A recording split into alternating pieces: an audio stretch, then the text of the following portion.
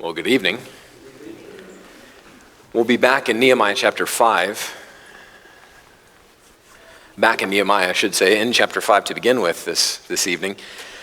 And this morning, I hope all of you were here for this morning's message. I was so excited listening to it and even getting a little bit of a preview of it in Pastor Philip's office this morning because of how it dovetails perfectly with our text this evening. We were reminded this morning, looking at Matthew 19 and the beginning of Matthew 20, that God is generous and that God is gracious. And this evening, we're going to look at the result of that reality, or what should be the result of that reality, that as God's people, we in turn ought to act in gracious generosity. That our lives and our actions, our behaviors, our decisions, the way that we do things are to be impacted, influenced, determined by our relationship with the Lord and the way that we relate to Him. So to jump straight into our text here in Nehemiah chapter 5, the situation we find here is an internal struggle. So far in Nehemiah's record of rebuilding the wall, we've seen Nehemiah struggle with the opponents on the outside. We've seen Sanballat and Tobias. We've seen how there has been the opposition to this, that have been shows of force, that have been in criticism and mocking. But tonight in our text, the struggle is with the Jewish brothers, those who are living in Jerusalem and around it. As we'll see in the verses we'll look at in just a minute, the problem that Nehemiah stepped into wasn't only strategically bad of having no wall and coming in and saying, all right, let's rebuild this, but it's economically bad as well. Remember, it's essentially only the lower classes, the laboring classes that have been left behind in Judah during the period of the Babylonian captivity that kind of set this stage for where we are in the history of the Old Testament. This is long after Moses. This is long after David. This is after the kingdom of Israel has been divided. The northern kingdom has fallen and been dispersed and essentially lost. And the kingdom of Judah, the remnant of God's people, have been taken into captivity and have since, according to the word of the Lord, had been restored and permitted to return to Jerusalem. Since then, they've begun in rebuilding the temple, and now, as we find ourselves in Nehemiah, they've begun to rebuild the wall for the sake of the Lord's name and His reputation, His worship. And that return that began a few decades earlier, there had arisen this new class of landowners. There's now sort of a great disparity. There's the very, very poor, the laboring, landless, or sometimes land-owning, but very, very poor still, lower class in Judah, and the wealthy nobles, the rulers. But the economy of Judah was still struggling. There's still a farming community. They've had a recent famine, as we'll see in verse 3 of chapter 5. And in Nehemiah's instructions that the people in the outlying areas, that they're to be impressed into service, that they're to stay in Jerusalem, they're not to be going in and out of the city, that they're going to stay and they're going to labor continuously on the walls, as we saw last time in chapter 4. That's putting even greater on these poor Jews. How are they to do their day labor of working their farms if they're spending all of their time rebuilding the wall? And there's some who are taking great advantage of this. They're essentially working to exploit this situation with those who are their poorer brothers. And we'll look at this in the first 5 verses of Nehemiah chapter 5. Read them with me. Now, there was a great outcry of the people and of their wives against their Jewish brothers. For there were those who said, we, our sons and our daughters are many. Therefore, let us get grain that we may eat and live.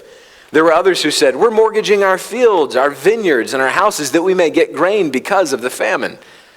Also, there were those who said, we have borrowed money for the king's tax on our fields and our vineyards. Now our flesh is like the flesh of our brothers, our children like their children.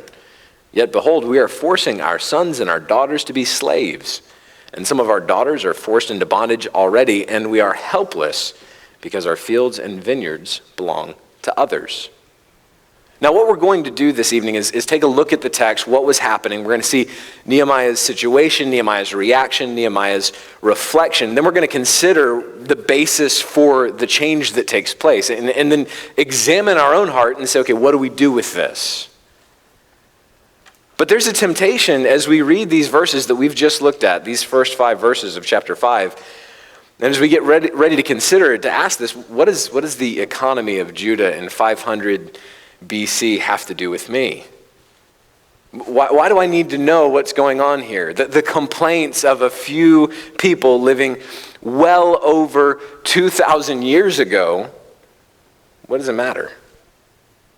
Why do I need this? But you see, at the heart of this passage is an incredibly simple reminder. An incredibly simple reality that we have got to lay a hold of. It's the most basic and yet the most critical reality of Christianity. It's our take-home point for this evening. It's the big idea for our little listeners, the ones who are in here and not in nursery. This is the big idea for this evening. Love God most. Love God most.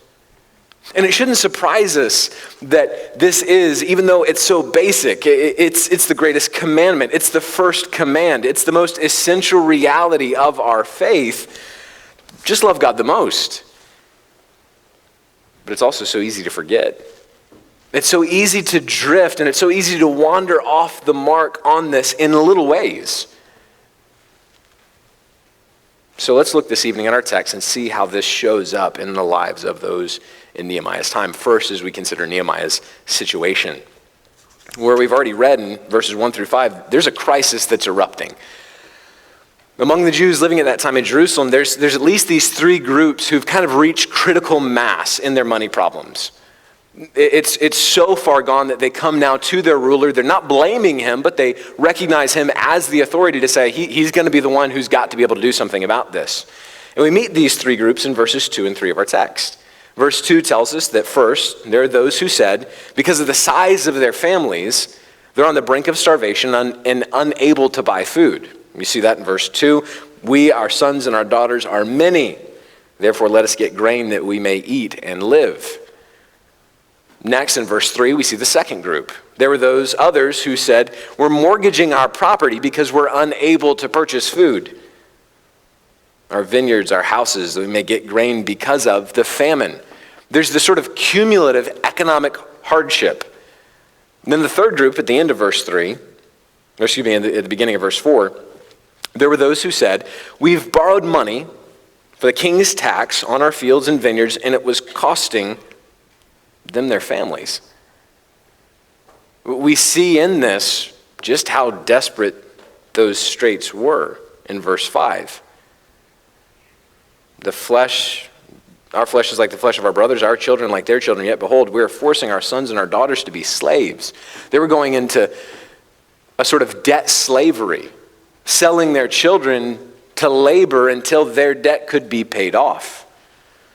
Because, as the end of verse 5 tells us, our fields and our vineyards already belong to others. They've already been taken into possession.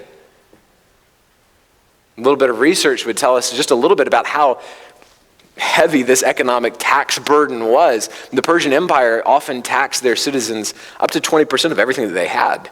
They were regularly of the practice of just accumulating taxes and stocking it in bullion in their palace, in their capitals. And to make matters worse, this is a civil war in the making. This great outcry of the people, what's described in verse 1, and of their wives, meaning this is hitting everywhere. It's disrupting homes. It's causing even the women of the community who typically don't have a voice in things at this time in this culture, even they're voicing their concern and coming out into the public, and it's against their Jewish brothers.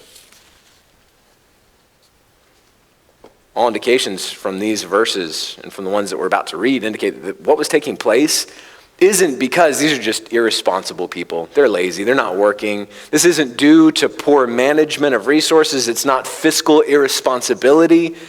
This was, as one writer puts it, the accident of wealth. There were those who were at the bottom rung. Instead, these are poor people. They're at varying levels of need. And there are people who are more wealthy who are taking advantage of the situation. What's taking place, as we're going to see in just a minute, in verse 5 in particular, is these poor Jews are selling their children to more wealthy Jews to be their slaves. Now, they're probably only a month, maybe two, into this wall building project when all of this comes to a head. We're going to see in the coming chapters the rebuilding of the wall takes place in record time. And the indication is that this is taking place in the late summer just before harvest. And then as harvest is approaching, everyone's beginning to take proper stock and saying, we're in big trouble. We've got to have some sort of solution to this crisis. So they go to Nehemiah. And we'll see here Nehemiah's reaction. In these next verses, we're going to read about it. First, he's angry, verse 6. Then I was very angry when I had heard their outcry in these words. He sees the situation that his kinsmen are in. He takes stock of what's going on. He's considered what he's going to do, and then he goes to pick a fight. Look with me at verses 6 and 7. Then I was very angry when I had heard their outcry in these words. I consulted with myself and contended with the nobles and the rulers and said to them, you are exacting usury, each from his brother. Therefore I held a great assembly against them. Now this is dramatic and this is drastic. He's going to gather the principal players in this whole situation, the nobles, the rulers, the priests, and he charges them with their wrongdoing. And he does so in an incredible way as he lays out what's going on and what they're going to do now. Verses 8 and 9. I said to them, we, according to our ability, have redeemed our Jewish brothers who were sold to the nations. Now, would you even sell your brothers that they may be sold to us? Then they were silent and could not find a word to say. Again, I said, the thing which you are doing is not good.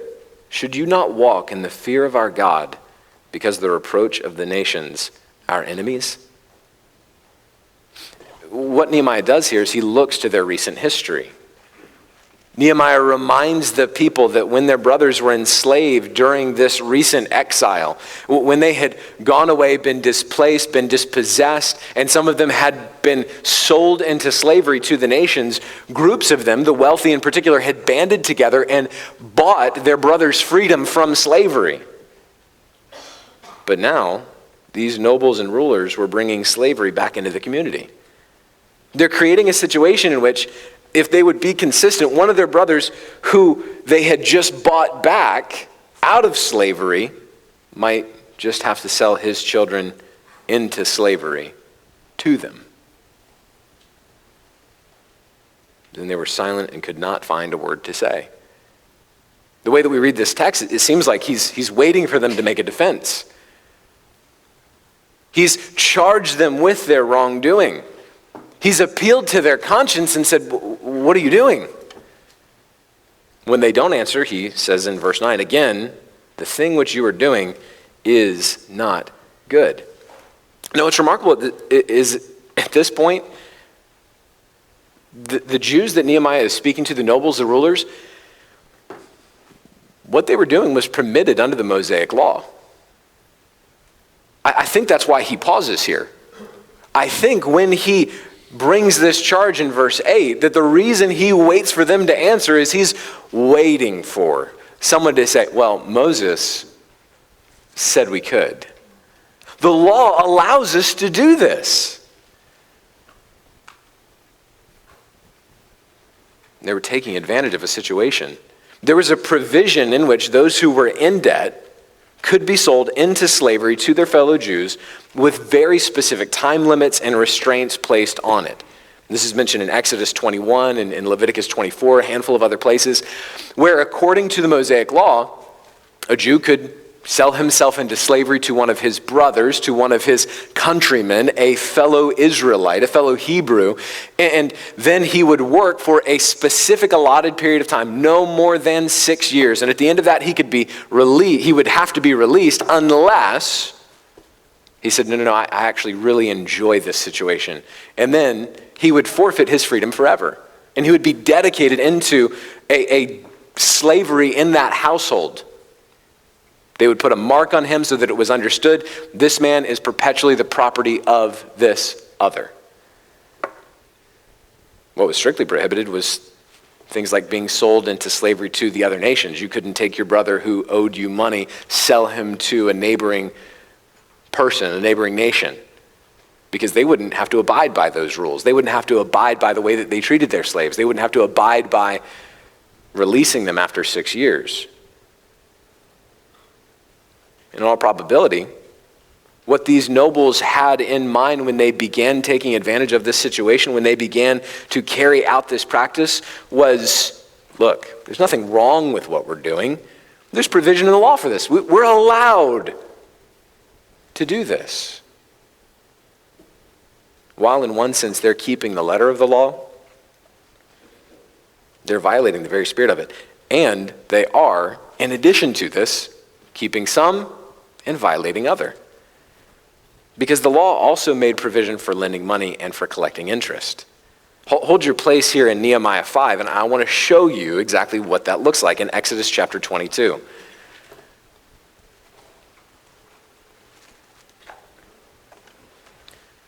Exodus chapter 22. I'm just going to look at a few verses here. In verse 25. Exodus chapter 22, verse 25.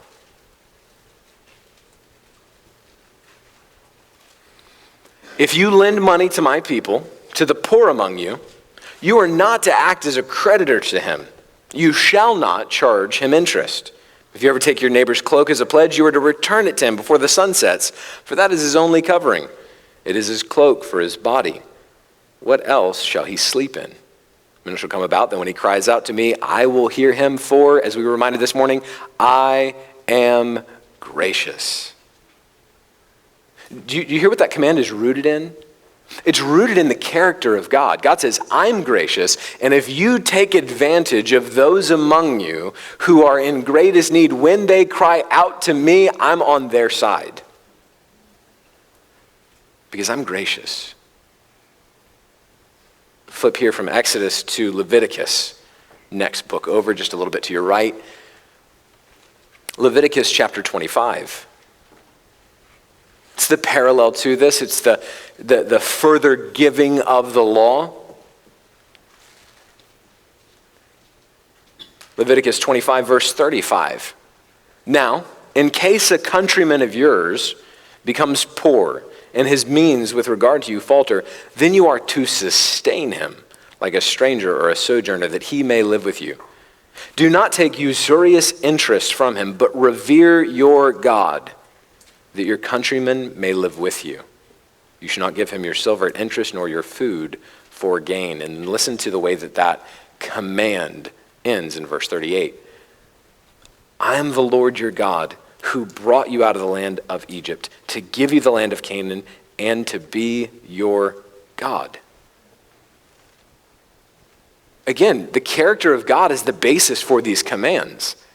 While these people living in Nehemiah's time could have cited and said, well, we're allowed to sell them into slavery. We're allowed to do this. They were inconsistent in their keeping of the law. Here they are exacting usury. Back in Nehemiah chapter 5. In fact, that's Nehemiah's initial charge against the nobles and rulers in verse 7. And it's in his command in verse 10. He cites the language of the law that's used. He uses language there in verse 7 that's used all the way back in Leviticus 24 and in Exodus 22 to say they're exacting usury. If we could pull back the layers of language and translation from our text, we'd notice something important about the words being used. In verse 7, in the NASB and in the KJV, it's nearly identical to one another. They're exacting usury. In the ESV, it's similar, exacting interest. And in the NIV, it's charging interest. And the word that's used there for exacting or charging, it's the word that they put to use in Exodus 22 for exactly what the people were not supposed to do.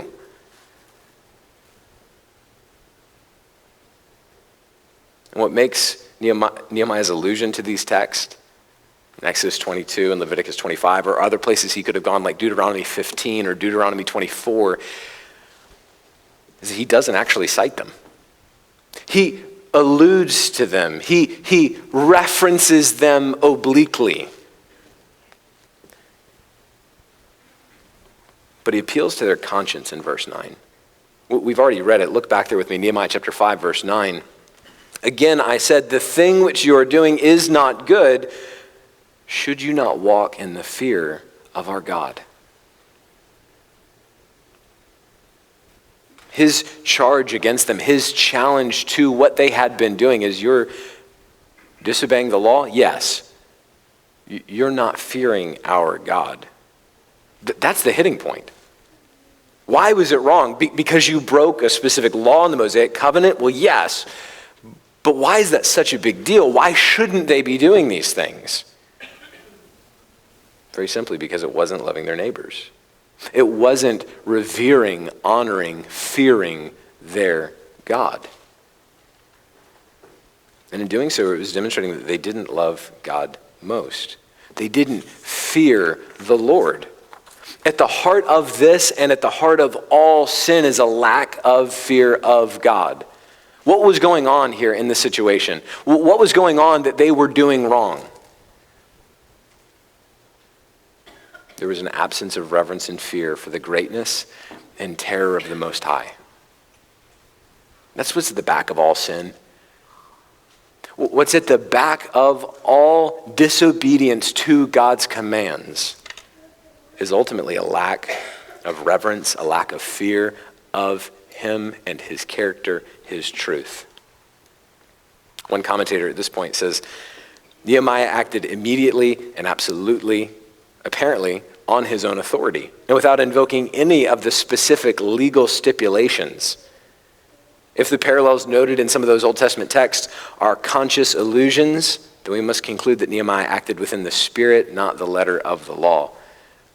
In other words, rather than Nehemiah calling this assembly, pulling out the Mosaic law, pointing to it and say, hey guys, here's this command, here's this text, gotcha, you've been lawyered.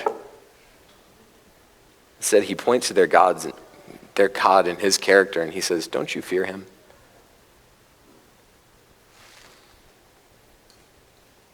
He continues in verse 9 to say, should you not walk in the fear of our God because of the reproach of the nations, our enemies? This was bringing added reproach to them, and by extension then to their God. As they walked in a way that was injurious to their neighbor, they were, as one commentator put it, giving the enemies of the Jews the opportunity to sneer at them. This theme is going to recur not just in our text here, but in the rest of Nehemiah and some of the chapters that come. What motivates the change that's about to happen, what has to motivate any change that takes place from disobedience to obedience, is a fear of God. Because understand, some of what they were doing, as I've already mentioned, was to a point, it was within the Mosaic law. They were permitted to exercise some of this. They were permitted to buy the children of those in debt to them. They weren't permitted to charge usury or charge insane interest on the loans to the poor. But what Nehemiah is about to call them to do is above and beyond. Because he straight up tells them to stop sinning in verse 10. That's how he concludes verse 10 in his command and his charge to the people. He essentially tells them, stop it. Look with me at verse 10. And likewise, I, my brothers and my servants are lending them money and grain. Please let us leave off this usury. He's essentially saying, guys, I've been giving them money. I've been putting out from my own pocket to meet the needs that your greed is creating and worsening. So now it's time to cancel debts and quit sinning. Look at what he's going to command them to do in verse 11. Please give back to them this very day their fields, their vineyards, their olive groves, and their houses. Also the 100th part of the money and of the grain, the new wine, and the oil that you are exacting from them. And the people respond in verse 12. Then they said, "We will give it back and will require nothing from them. We will do exactly as you say." So I called the priests and took an oath from them that they would do according to this promise. Nehemiah calls the priests together as witnesses and calls out a curse reminiscent of the prophets. And everybody agrees. He pulls them all together in verse 13 and says, "I also shook out the front of my garments and said, 'Thus may God shake out from every man from his house and from his possessions who does not fulfill this promise. Even thus may he be shaken out and emptied.'" Scholars note that the way that this was done is in the folds and the robes of the garments that they would wear at that time.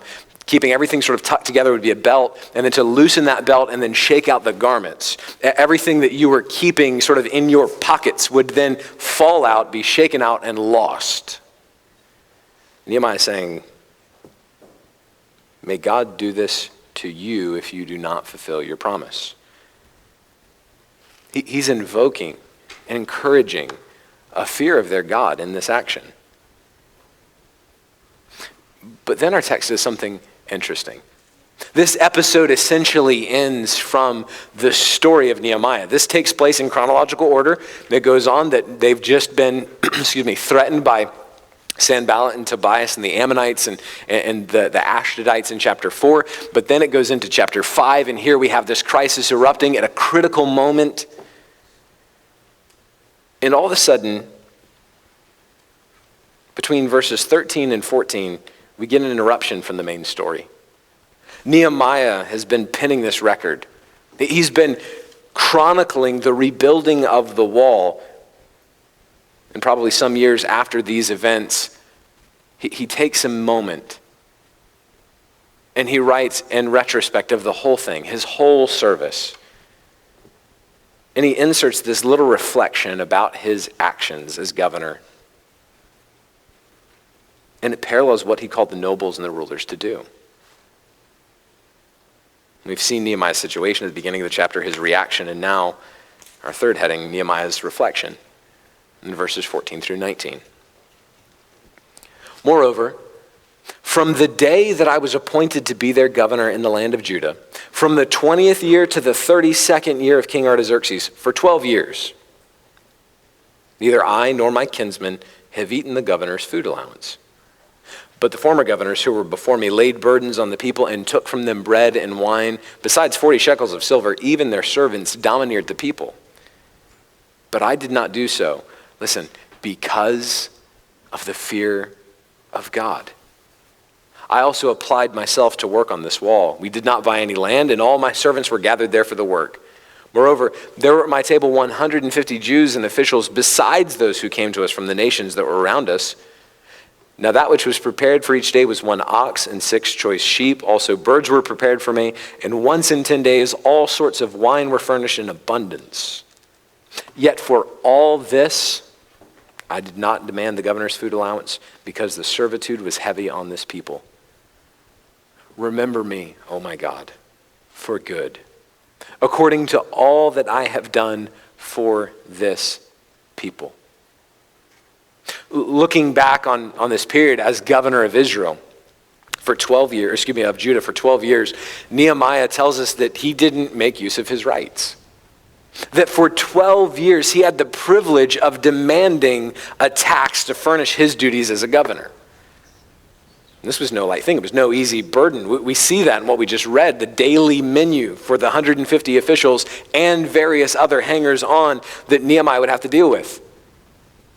That regularly at the court in Jerusalem, he is furnishing food for them, as we just read in verse 18. And all of this came from Nehemiah's pocket. Why? Well, we're given at least 2 reasons explicitly in the text. The first really flows from the second, and it's given there at the end of verse 18. Because the servitude was heavy on this people. At the end of verse 18, the servitude was heavy on this people. In other words, Nehemiah had compassion.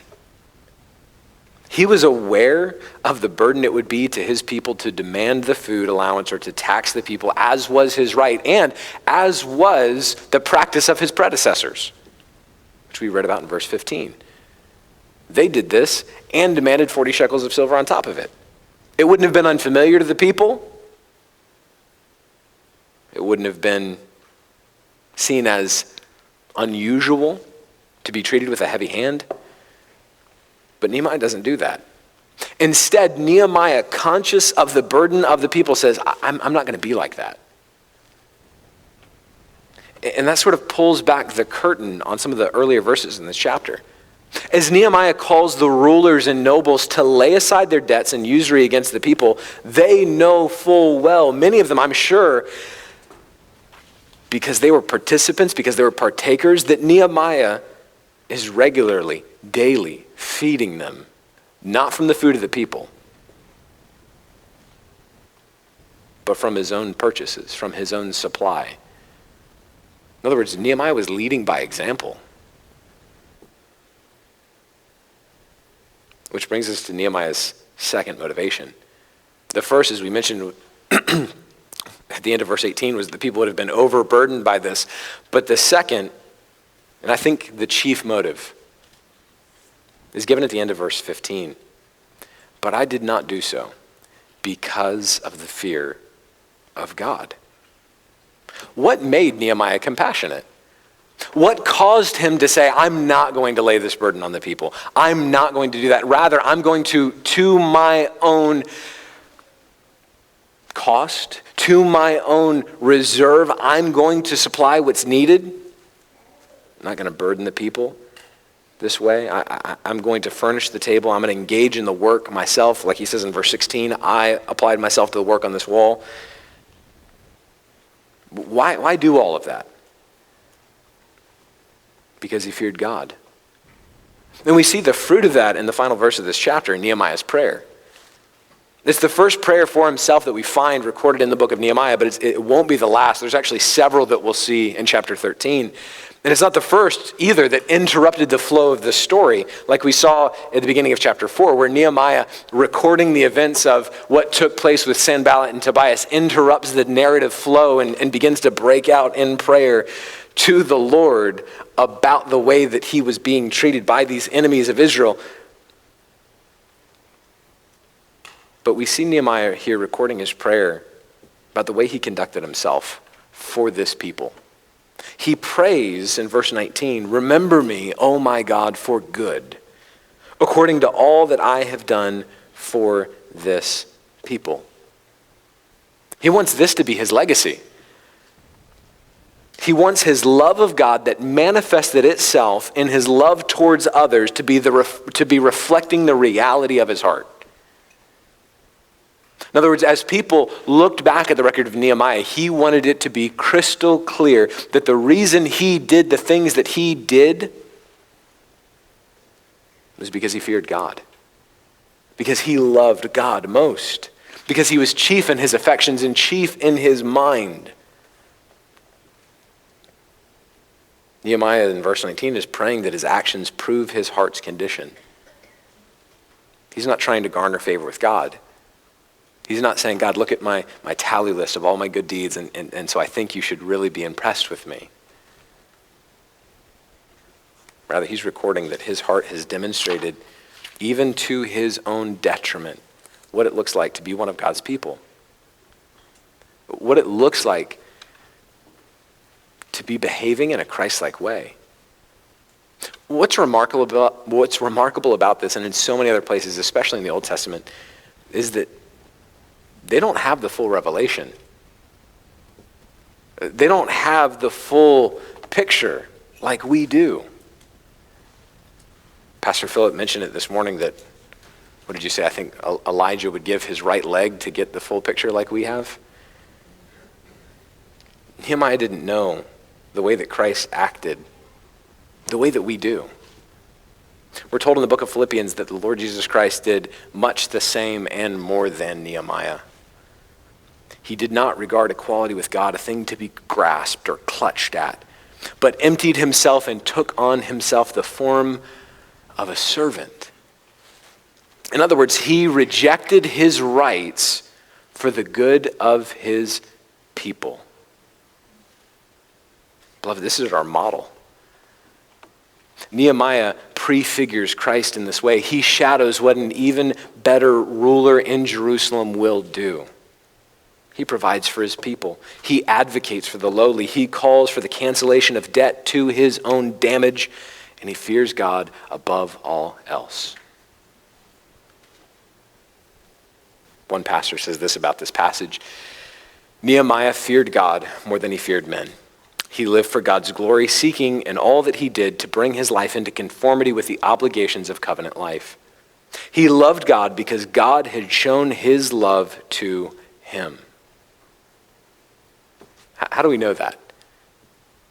Hopefully you read critically, that as you approach a book, especially one that's telling you what the Bible is saying, that you're looking at it critically saying, does it really say that? To have a pastor say Nehemiah loved God because God had shown his love to him, how do we know that? Well, because that's what Nehemiah lived. Nehemiah's life reflected that great command that we referenced earlier. He loved and feared God, and it shows up in how he treated others. Though he didn't know the passage, Nehemiah was living 1 John 4, 20 and 21. If someone says, I love God and hates his brother, he is a liar.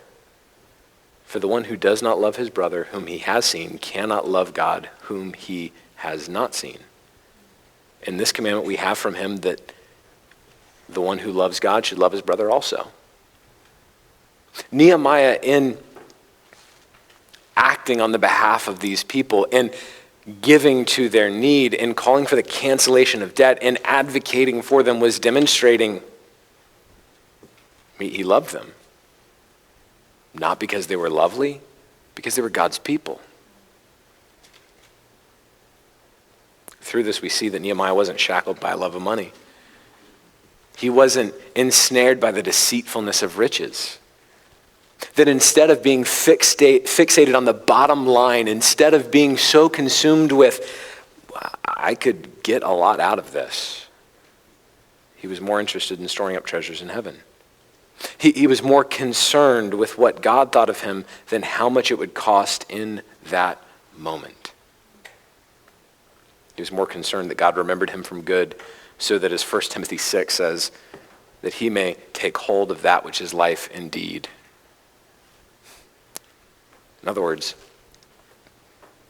Nehemiah showed that he loved God more than he loved money. For these in this chapter who are leveraging their rights, they were intent on personal gain. They're intent on getting what they could, no matter what it cost others. And in contrast is a man who fears God and loves his neighbor. And beloved, those are always the battle lines. So what about us? What do we do with this? Well, first, it's time to examine. Are we sinning with our stuff? Are we sinning with our stuff? In other words, do we view the things that God has entrusted to us as opportunity to serve us or to serve God? In what ways are we pursuing things to the neglect of Christ? What has so filled our hearts, filled our minds, filled our hopes, filled our desires and our ambitions that we would say, well, I'm obeying in part. I'm allowed to do this. But in doing so, we would neglect to love our neighbor. Or to put it another way, do we love God most? Do we fear him?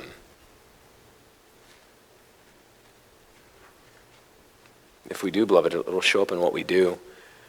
It'll show up in how we spend and how we use our time and how we use our resources. So often we think that this is only limited to our money. We're coming into a season where, let's be honest, everybody on their way to the store talks about how consumeristic the holiday is. But when I say how we use our resources, are we using them in a way that honors the Lord? I mean, your possessions, your home, your car, your vacation days, your days off, your energy, your free time. It's such an encouragement to me at various times throughout the year when I get to hear from other people. They're using their vacation days to work in VBS. They're using their vacation time to go to Guatemala. They're using their day off to help a church member move.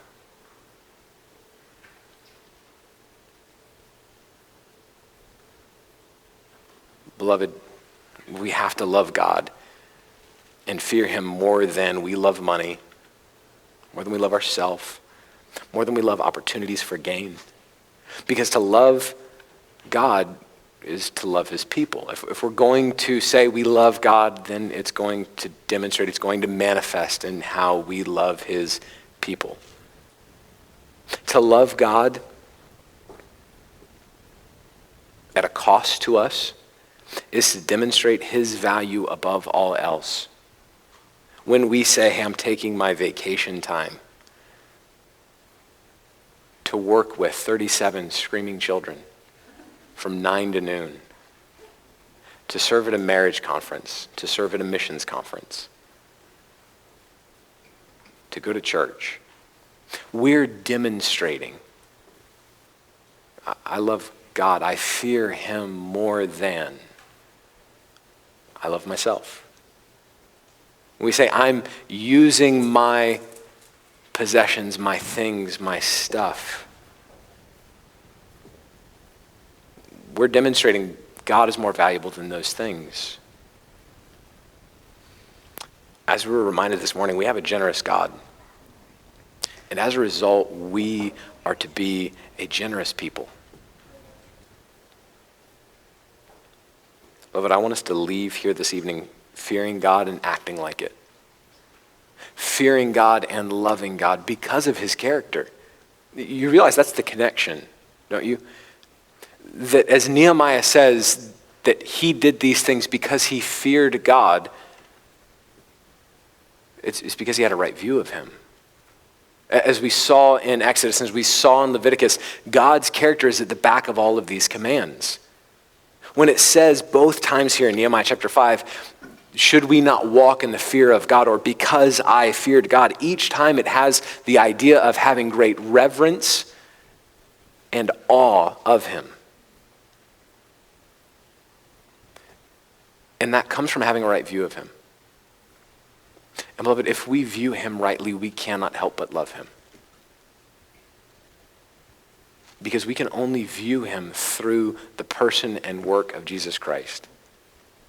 And if we know him, it's because he loved us. And if he has set his love on us, we will love him in return.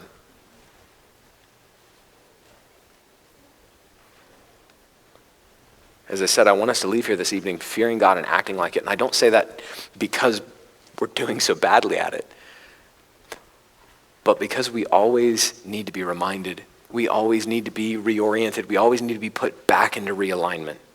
We always need to check our vision of God and make sure that it's aligned with this.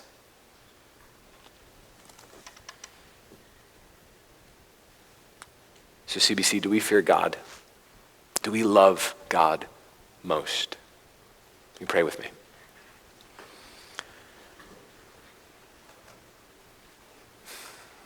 Heavenly Father, you, as you've recorded in your word, you are greatly to be praised and greatly to be feared. You are to be held in esteem and honored above all else. Father, renew that vision of yourself and your people. May we, through the lens of your word, revealing Christ to us, may we treasure you and view you and honor you and love you as we ought to, that everything else in our life would follow suit. We ask this in Christ's name. Amen.